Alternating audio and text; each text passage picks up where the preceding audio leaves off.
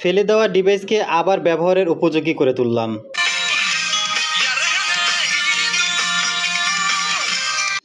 আজকে আমার হাতে যেই ডিভাইসটাকে দেখছেন এটা হচ্ছে motor bike MP3 audio amplifier, যেটা 12 ভোল্ট ব্যাটারি সাপ্লাইয়ের মাধ্যমে চলে।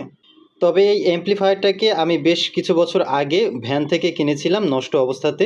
তো ভাবলাম আজকে আপনাদেরকে সাথে নিয়ে দেখি এটা কি সমস্যা এবং এটাকে কিভাবে সমাধান করা যায়। প্রথমে একটা স্ক্রু ড্রাইভারের মাধ্যমে পিছনে থাকা স্ক্রুগুলোকে খুলে নেব।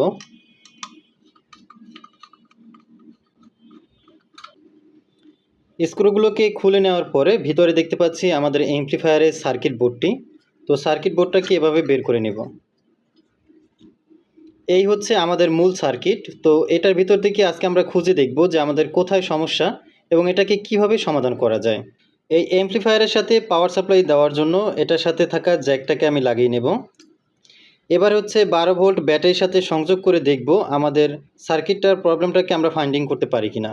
12 ভোল্ট ব্যাটারি সংযোগ দেওয়ার পরে একটা বিষয় খেয়াল করছি, এখানে থাকা যে আইসিটা, এই আইসিটা খুব বেশি গরম হচ্ছে। এখানে থাকা যে আইসিটার মডেল হচ্ছে 78M05। এটা হচ্ছে একটা ভোল্টেজ রেগুলেটর আইসি। আমরা যখন এখানে 12 ভোল্ট পাওয়ার সাপ্লাই দেব, এই ভোল্টেজ রেগুলেটর আইসিটা কি করবে, সবসময় স্টেবল 5 ভোল্ট আউটপুট দেবে। এটার 3টা পিনের সাথে একটু পরিচয় হয়ে নেই। প্রথম যেই পিনটাকে দেখতে পাচ্ছেন এখানে হচ্ছে আমরা 12 ভোল্ট দেব। তারপর হচ্ছে মাঝখানে যেই পিনটা দেখতে পাচ্ছেন এখানে হচ্ছে আমরা ব্যাটারি নেগেটিভ দেব। তাহলে কি হবে, আমাদের আইসিটা অ্যাক্টিভ হবে। অ্যাক্টিভ হওয়ার পরে আমাদের এখানে থাকা যে 3 নাম্বার একটা পিন দেখতে পাচ্ছেন, এই 3 নাম্বার পিন থেকে ও 5 ভোল্ট স্টেবল ভোল্টেজ দিবে। তো আইসিটা যেহেতু গরম হচ্ছে, তো আইসিটা ভালো আছে কিনা এটা চেক করার জন্য আমি কি করেছি, এখানে থাকা যে আউটপুট যে পিন, এই পিনটাকে খুলে নিয়েছি। পিনটাকে খোলার পরে এখন দেখতে পাচ্ছি এখানে থাকা আইসিটা সম্পূর্ণ ঠান্ডা, 12 ভোল্ট ব্যাটারি সাপ্লাই দেওয়ার পরে। তার মানে বুঝতে পারলাম আমাদের এই সার্কিটে থাকা অন্য কোনো কোথাও শর্ট সার্কিট হয়ে আছে বা কোনো আইসি নষ্ট হয়েছে। এর কারণে হচ্ছে আমাদের এই ভোল্টেজ রেগুলেটর আইসিটা হিট হচ্ছে। ভোল্টেজ রেগুলেটর আইসির 3 নাম্বার যে পিনটা আউটপুট, যেটার মাধ্যমে 5 ভোল্ট আমরা স্টেবল ভোল্টেজ পাই, সেই পিনটাকে যদি ডিসকানেক্ট করি তাহলে অন্য একটা প্রবলেম আমরা দেখছি। সেটা হচ্ছে এখানে থাকা যে বড় একটা অ্যাম্প্লিফায়ার আইসি দেখতে পাচ্ছেন, এই আইসিটা খুব বেশি গরম হচ্ছে। আর এই বড় আইসিটার মডেল হচ্ছে CD7266CZ।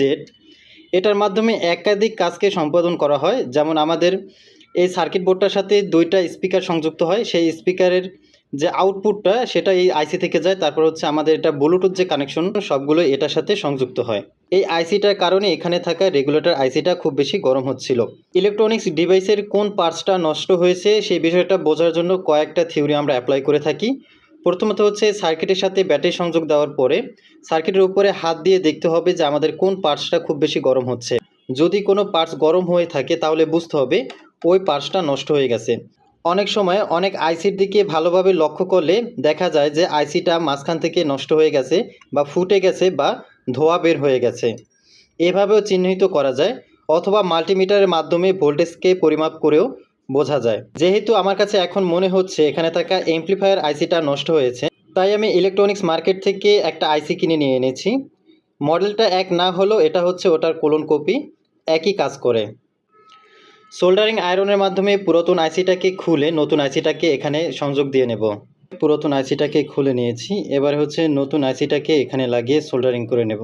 ফাইনালি আইসিটাকে সার্কিট বোর্ডের সাথে সংযোগ দিয়ে নিয়েছি। এবারে হচ্ছে ব্যাটারি সাপ্লাই দিয়ে দেখব আমাদের এই সার্কিটটি কাজ করে কিনা। আমাদের সার্কিটটা হচ্ছে রেডি। সার্কিটের সাথে ব্যাটারি সংযোগ দিয়ে নিয়েছি, পাশাপাশি হচ্ছে একটা স্পিকারকে সংযোগ দিয়েছি আমাদের সার্কিটটা ঠিক হয়েছে কিনা সেটা বোঝার জন্য।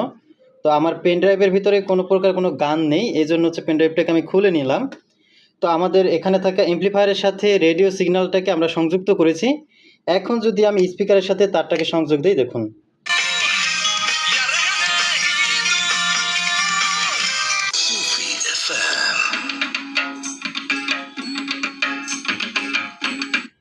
আমাদের এখানে কিন্তু এফএম চলতেছে।